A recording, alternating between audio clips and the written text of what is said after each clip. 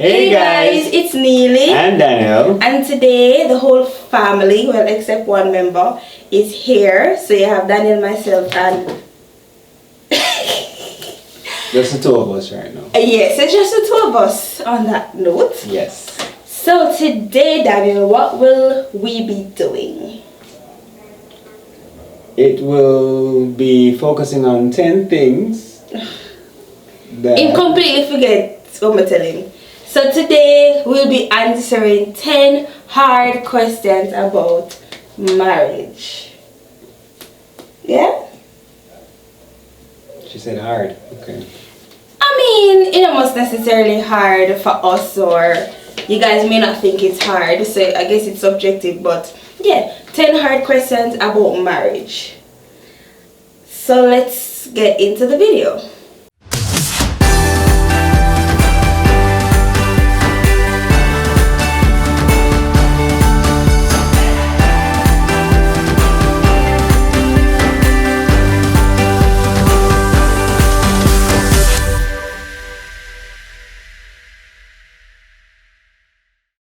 So the first question is, what are some unrealistic expectations you had of marriage? So what are some unrealistic expectations you had of marriage? You want to go first? Yeah, I thought that, for example, in terms of, let's say, finances would be 50-50. Yeah.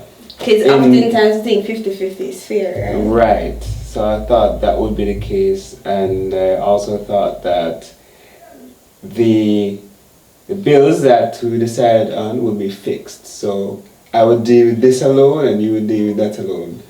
But when we got married, I realized that you had to be a little bit more flexible. You had to really adjust. And look at each person's earnings and see if it's actually feasible for it to be 50-50. And during the short period, we realized that sometimes one person earns more, the other time the other person earns more. So you have to be flexible. So yeah, so we had to navigate through that. For me, straight out the gate is sex.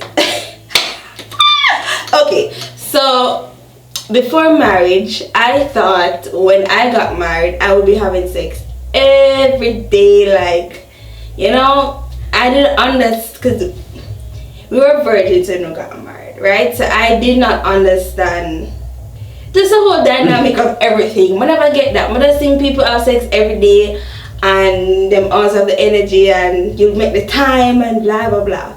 And I'm being married, yes, you have a healthy sex life. However, realistically, sometimes you're tired, sometimes you have a long work day, or sometimes you just don't want, you just want to watch a movie and cuddle under your bed. You know, it's not centered around that every day, and that's, now I'm understanding that that is normal, but then again, normal for us, right?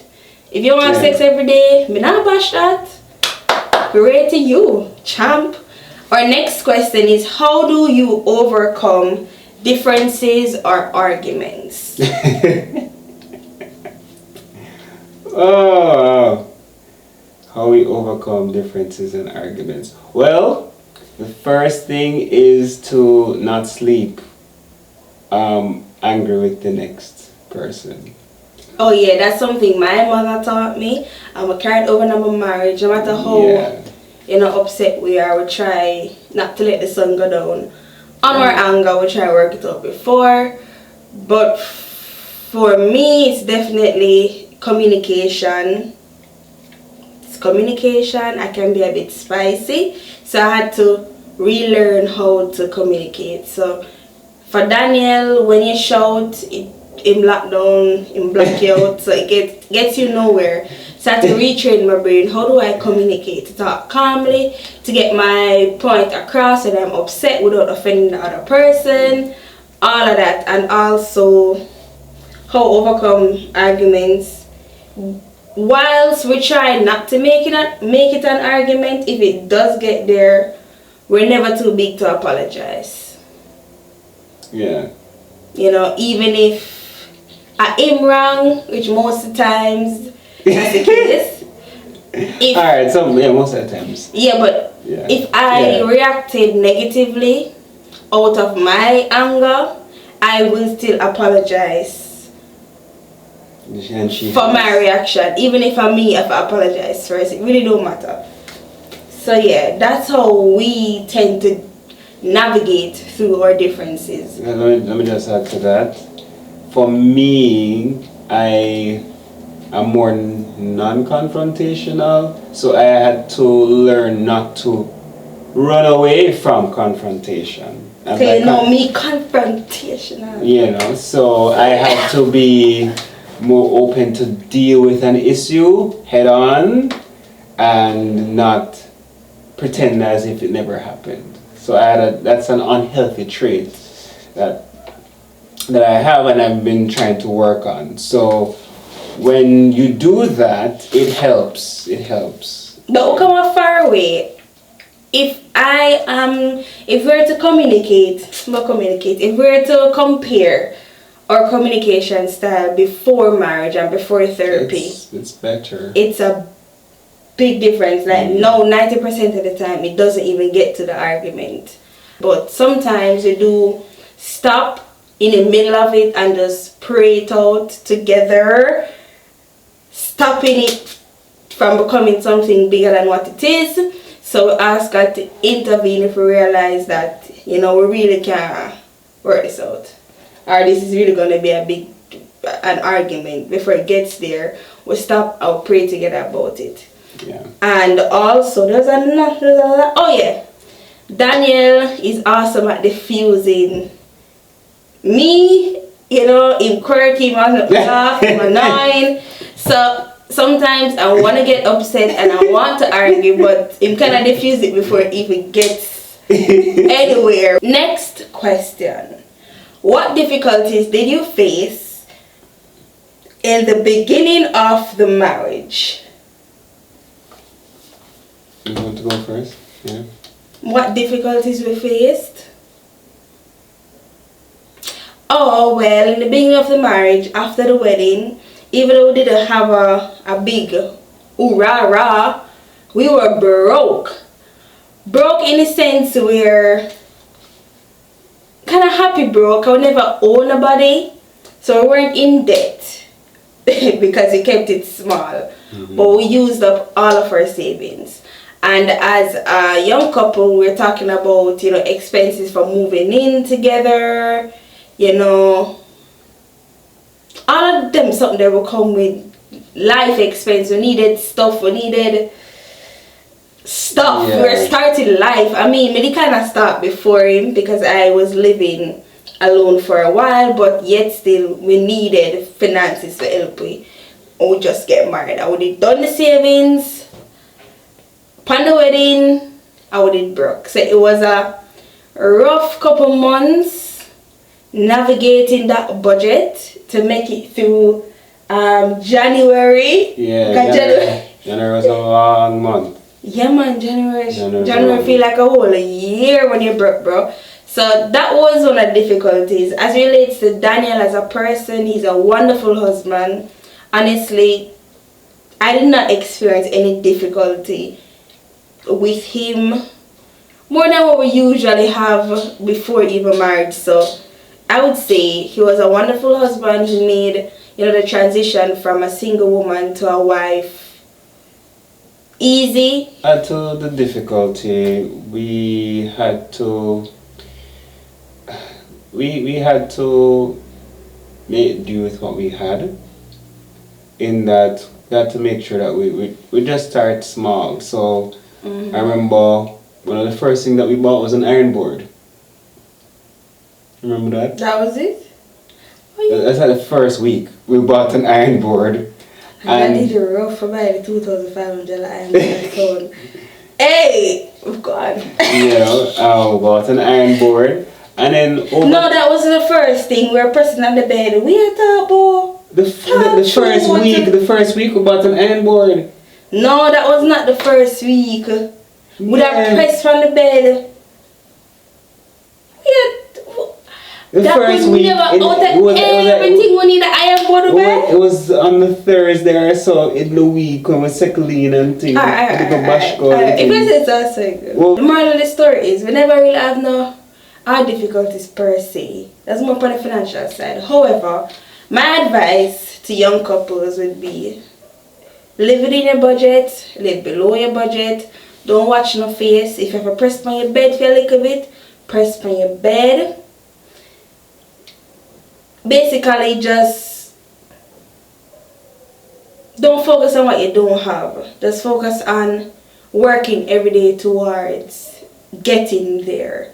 Because it's not an overnight thing. You're not going to just marry and, well, depends if you depends on who you inherit some billions. Depends on who you are. For regular Joe and Jane like us, you're not going to just marry and bam, everything perfectly. Have SETI and everything near house where you need. It takes time to build. Just be willing to build with that person. Next question. How do you know when you're ready for marriage?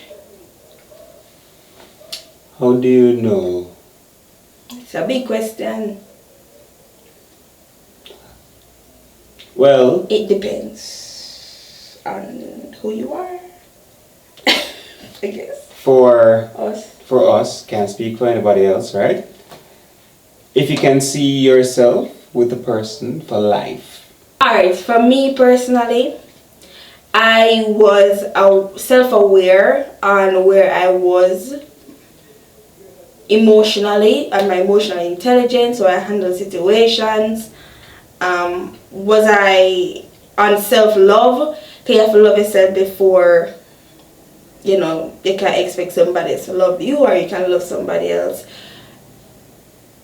I ticked certain mental boxes for myself, right? So I knew I was bringing something to the table, not just good looks, but financially I could assist in, you know, supporting the marriage. Emotionally I was able to, you know, talk through difficulties and communicate. Counseling actually helped us with that as well, to reach that level of maturity. As Daniel said, you saw yourself I saw myself with him for the rest of my life. It reached a point where when I thought of my future, he wasn't not in there. You know, it's always each up in some aspect of it always. So I knew this was the person. Alright. Yeah, basically, me never miss nothing else. Just pray about it. Go counseling, work through your own trauma, so you don't bring that in the relationship. I think when you yourself can stand alone, then you can stand with somebody, instead of getting married for that person to heal you. How did you figure out a good work-life balance? You want to go first? Sure. Now, as an entrepreneur, as you know, we work 24/7 if we desire, or sometimes we have to. But for me, what I started when I got married, I don't want to just get married, just after a while.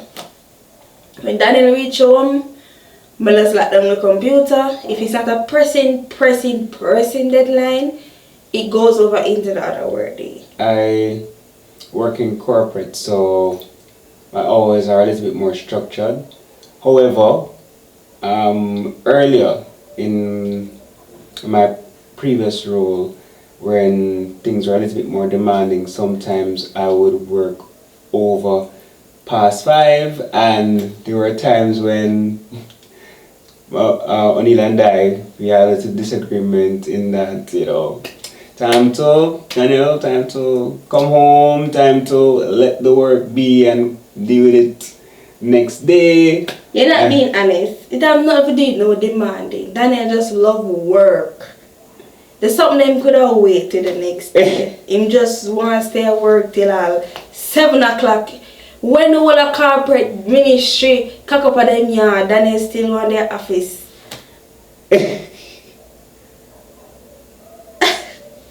Wasn't all the time, okay? It wasn't It all was the time. all the time. It wasn't all the time. Thank goodness the Lord spoke to him and he reached home right after work. Unless, you know, there are other engagements, but normally before 6 o'clock we can expect Daniel. And but no, there is a good work-life balance. I have a second job, and Anila works with me with my second job. So you call that work-life balance? You call that work-life Work-life fusion? on the edge because we're tired, but regardless, Work-life fusion. we're making it happen.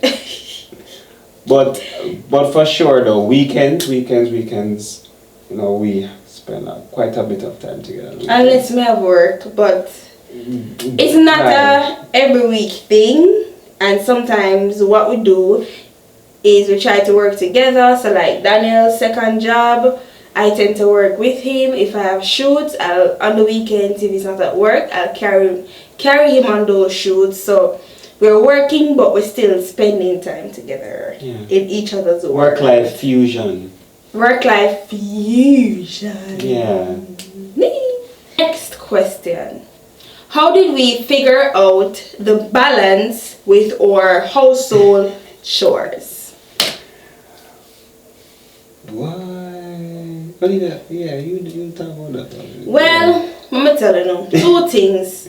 We talk about it before marriage. We talk about what we like for doing at the house. What we dislike. True. We listen to the therapist. He said, if it worked for you, it works for you. But we spoke about, for example, Daniel doesn't like to cook. I don't like wash plate. So work it out. Me cook and him wash the plate. Yeah. And it works fine for us. I don't like to press. Him don't really like wash. So me wash and he press. Yeah, so it works. And it works for us.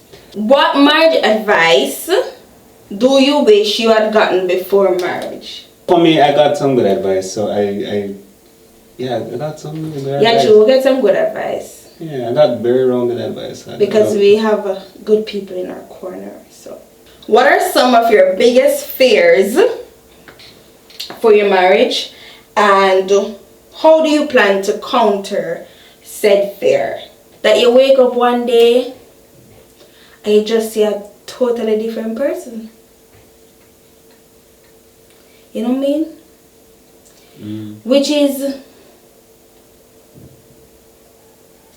I'm gonna break this down now. So even though I understand that your partner Daniel will not be the same Daniel in 20 years. His passions are gonna change, him attitudes, him habits, all of that's gonna change. But I don't want to be so disconnected to where I am not continuously falling in love with him again and again. You know, I want to be in a mental state where I'm able to accept the change, to grow with him, to learn to love him all over again, and not just one day wake up and say, who are you? Because I'm so disconnected when I realize the changes that has been happening over the years. How do I plan to counter that is to ensure that we're communicating, we're, telling each other about our feelings and, actually talking about these changes and, changing beliefs, changing attitudes, changing passions, changing careers, anything. We'll keep the line of communication open. We're keeping it to where we make it intentional to learn about each other over again. I don't know if it's a fear. I would say a concern, or maybe it's a fear, that the same level of passion that you had for the next person, it goes away. And so what's important is that we try to communicate as best as possible, try to do the things that we did even when we weren't married or when we just got married, to keep that fire burning That brings us to the next question. How do you intentionally spice up your marriage? Young people, talk to me. Talk to me.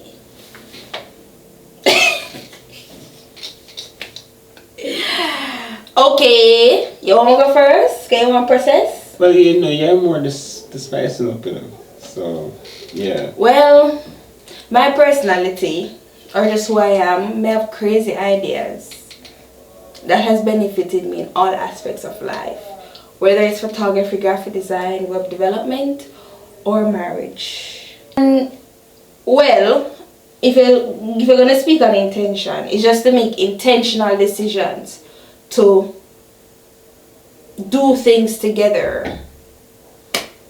See, stop doing that. Sure.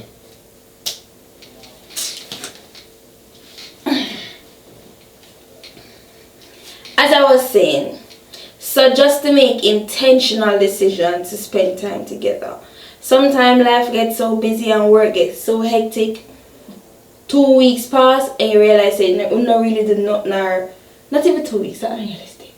Like a couple months pass, the year, and then you go home and go work, you not really go on a date, and you don't have those date nights and clear the schedule just for you two and you two alone for do something spicy. So I would say surprises.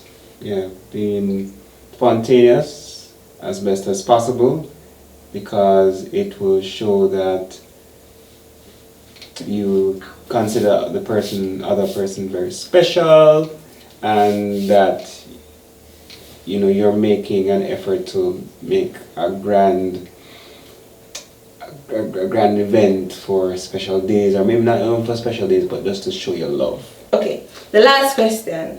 Is marriage what you expected? Dun, dun, dun, dun. I would say it's better. Yeah, it passed expectations. Surpassed expectations. It's better than expected, yeah. Yeah, better than expected. Why? Because I don't know. I think when in my head when we would get married, that there just be this whole different type of feel and vibe, but In like versus so they just a date? yeah, but really and truly, it's just that the person that you're dating, you're just actually living with them. And sex not a picture now, at least for us. right. But we're the same persons, you know, the dynamic don't really change. It don't really change. That's another cat intermission. So as we were saying, it's better than expected for me. It's just immense joy when you know you're doing it with the right person and you're doing it, you know, God's way and the right way. It makes a huge difference. So yeah, better than expected, and I hope and pray that it stays that way for a very, very, very long time, if not forever. Thank you guys for watching. See you next week. Toodles. Say bye. Say bye. Say bye. Say bye now. Damn. So please whatever.